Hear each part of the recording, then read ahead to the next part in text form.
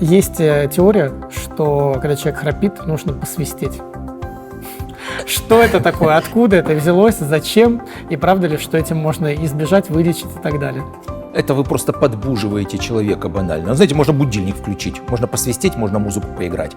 То есть мозг перейдет в более поверхностное состояние, начнет лучше контролировать тонус мышц, и храп прекратится. Но как только вы перестанете свистеть, мозг глубже заснет, и опять храп появится. Ну, то есть вам постоянно нужно будет свистеть, человек будет постоянно не спать, и тогда храпать не будет. В общем-то, один храпел, другой свистел. Ну да. Так и провели ночь. Есть хороший анекдот, что говорит, есть хороший способ избавиться от храпа. Как? Не спать. Так это же смерть. Ну, это второй способ.